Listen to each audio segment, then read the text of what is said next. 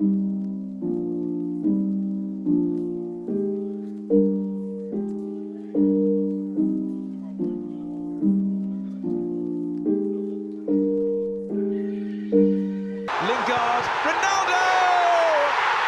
Most appearances, most goals. You did it again. Good. It's your job. It's my job, yes. It's my job, yes.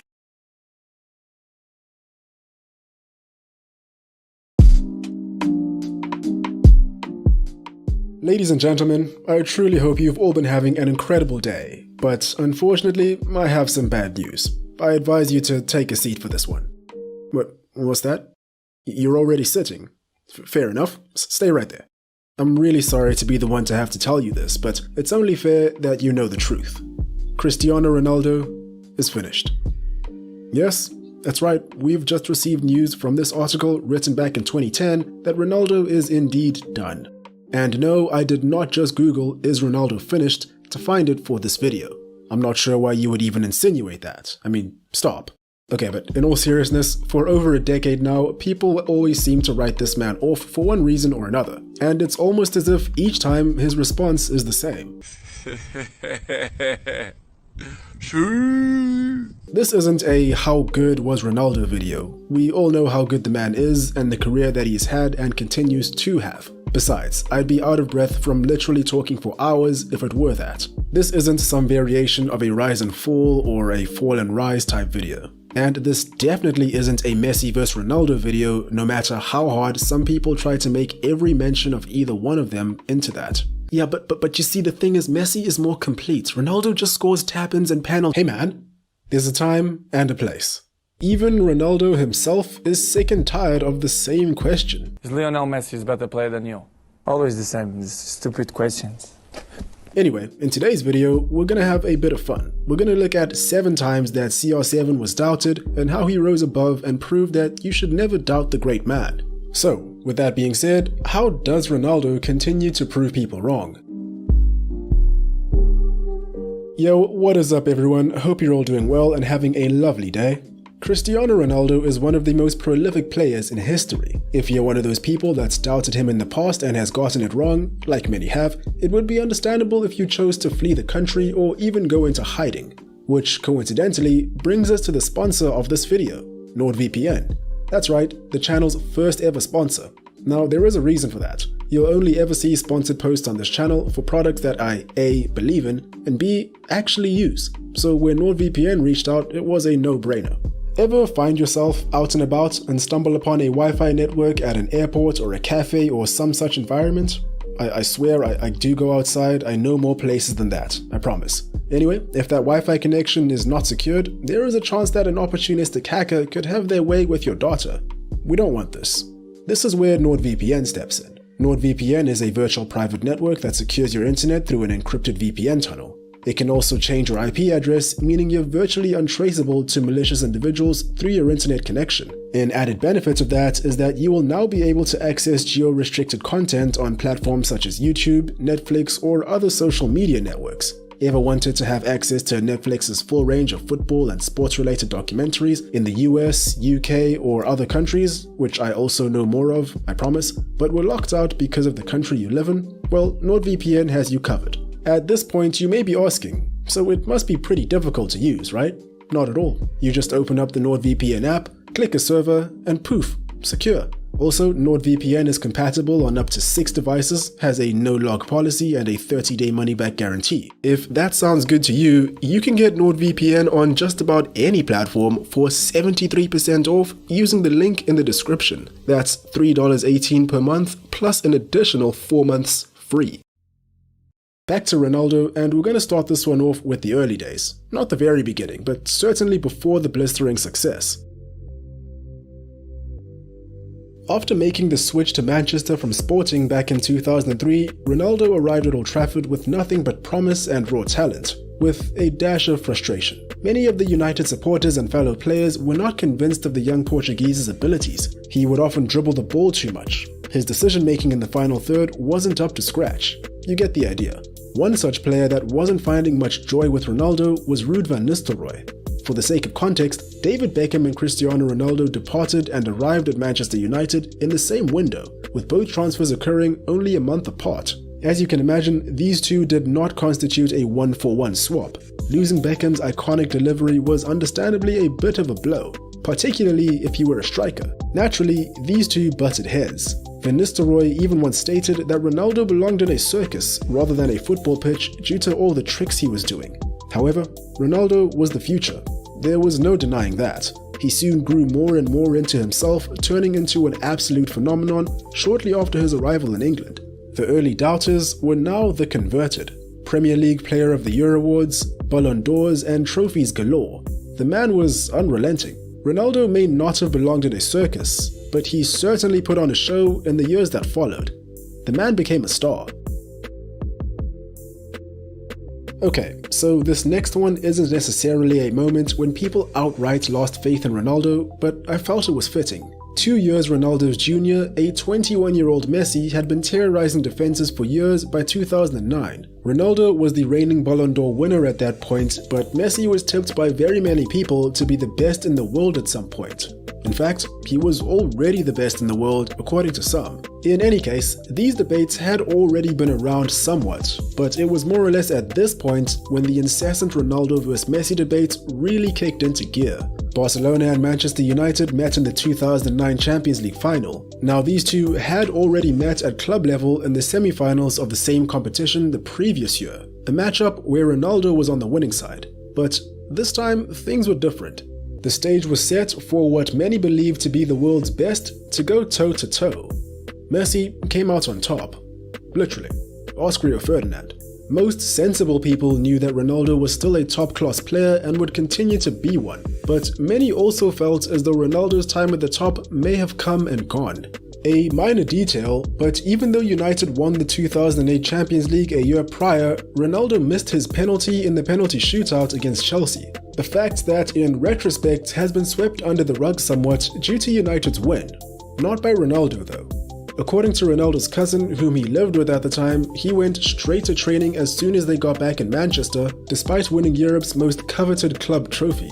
I guess that's somewhat of a testament to how the man reacts to what he perceives to be a setback. He may have lost a year later in 2009, but judging by how he reacts to winning, God only knows what he puts himself through when he loses.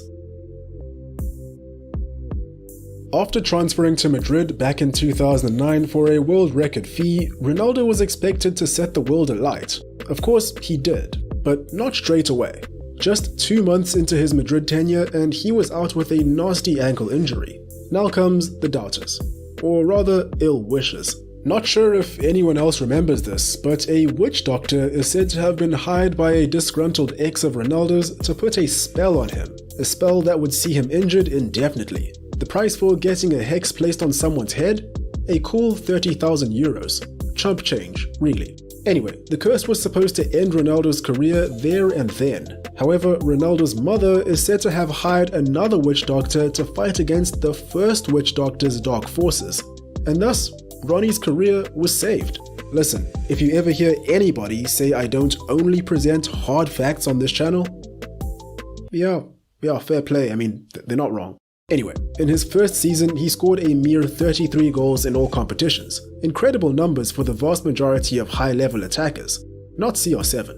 He scored 53 the next season and never scored less than 42 over the next 8 years. He may have been bewitched, but it was all of us that he put a spell on. Why did I say that? You're not gonna leave that in, are you? I mean, you're not seriously gonna...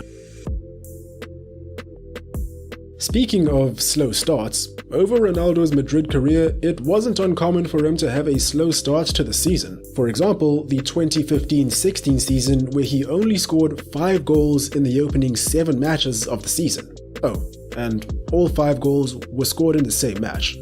Poor Espanyol. Anyway, he went on to score 35 goals in 36 appearances that year. Crazy stuff. Coincidentally, in that same season, Ronaldo almost single-handedly dragged Madrid out the mud after they had a slow start in their quarterfinals tie against Wolfsburg in the Champions League. Of course, CR7 has had so many magical Champions League moments where he is seemingly second best at one point, then somehow comes up with the goods down the line. But one of the biggest of those moments came in 2016 for sure. Wolfsburg won the first leg 2-0 and many believed it was a wrap for Madrid. Ronaldo had other ideas. Let's go over the checklist. Tap in? Check. Header? Check. Free kick goal after everyone claims that you can't score free kicks anymore? Check. 3-2 win on aggregate, eventually taking you through to the Champions League final, which you also win? Check. Never doubt, Mr. Champions League. Let's move over to the national team.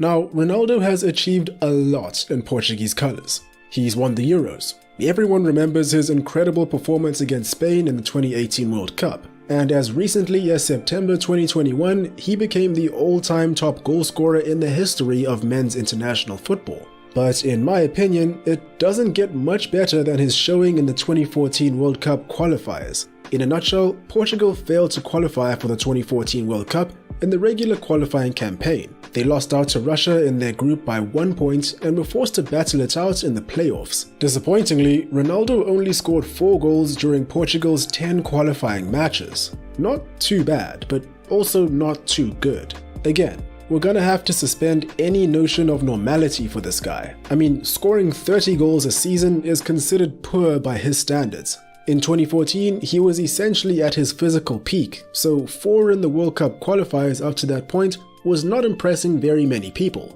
Many began to wonder if the mighty Ronaldo would even feature in the World Cup. Just the thought of him being absent was a little odd, to say the least. Although this turned out to actually be a non-issue. The man scored all 4 of Portugal's goals over the 2 legs of their playoff tie against Sweden and essentially booked Portugal's ticket to the finals by his own sheer brilliance. The second leg of this matchup was insanely good too. Peak Zlatan and peak Ronaldo battling it out for their respective nations at high stakes was a sight to behold. A 3-2 win for the Portuguese where Zlatan scored both for Sweden and Ronaldo scored all 3 for Portugal. As a matter of fact, the Ballon d'Or voting period for 2013 had closed prior to this performance. After this match, FIFA announced that they were extending the voting period. Though this was never confirmed, many believe that this was done purely in light of Ronaldo's performances. He did win it in the end, after all. A little shady, I'm not gonna lie. But who do you think would have won had the voting period not been extended? Comment your thoughts below. Let's go ahead and jump forward a couple years to the 2018-19 season. Ronaldo had shocked the world after making a switch from Real Madrid to Juventus. Somehow, Real Madrid managed to turn a profit in the sale of Ronaldo, which is honestly ridiculous. They bought him from Manchester United for roughly 94 million euros and sold him to Juve for about 100 million euros. How have they done that? Anyway, I'm getting sidetracked. Never celebrate too soon. In the 2018-19 Champions League round of 16, Juve were matched up with Atletico Madrid, Ronaldo's former Madrid City rivals. It's fair to say that the Atletico faithful hadn't forgotten him. After Juve lost the first leg by 2-0 at Atletico's home ground, they weren't afraid to let CR7 know that he was old news. Diego Simeone was also pretty chuffed with the victory. Let's put it that way. But how does that famous Gandhi saying go? When Ronaldo was about, you can never celebrate too soon, my guy. Never. The man is on another level, bro. At least, I'm fairly certain that was Gandhi. Anyway, he scored yet another hat-trick in a second leg reverse fixture to seal a remarkable comeback. The guy really was all that. The celebrations were also... yeah, I don't know what to call this one. And finally, we have a fairly recent moment when Cristiano Ronaldo as a player was cast into doubt. However, this one is different from the rest of the entries on this list. The reason being that he wasn't being targeted due to anything he had done on the pitch, rather for what he was potentially about to do. It wasn't due to an injury, a decline in form, or anything of the sort. It also came from a fan base that has pretty much mourned the loss of their guy since that fateful day in 2009. Cristiano Ronaldo is close to joining Manchester City.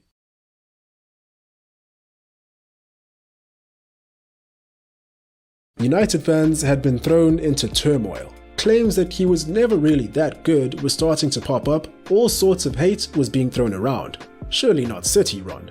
Surely not. As it turned out, there was nothing to be afraid of. Ronaldo rejoined Man United and the sheer volume of Reddit comments and Twitter replies that were deleted was ungodly. The rapid changes in opinion were truly a sight to behold. But this wasn't just from United fans. No. City fans were also left holding the bag, but you really do have to feel for them. Having Aguero leave, signing Grealish and missing out on the chance to sign Messi because he was reportedly re-signing with Barca, then losing out on Kane and Ronaldo all in the same window is tough. But let's be real, even without a striker, they probably have the strongest team in the league. So, I don't feel that bad. Anyway, this is where we stand. As for the future, anything could happen. After a strong start to the season, any doubts that he could hack it in the Prem again at 36 are surely beginning to fade away. Perhaps United could win something now that Ronaldo and a few other notable players have signed, but who knows? Only time will tell. And there we have it.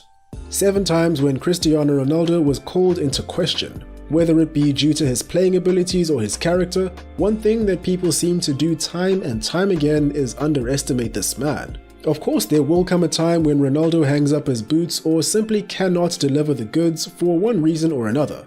But until then, my money's on him. Hope you guys enjoyed this one, really had a blast putting it together. Go out and smash it. Cheers, and I'll catch you in the next one.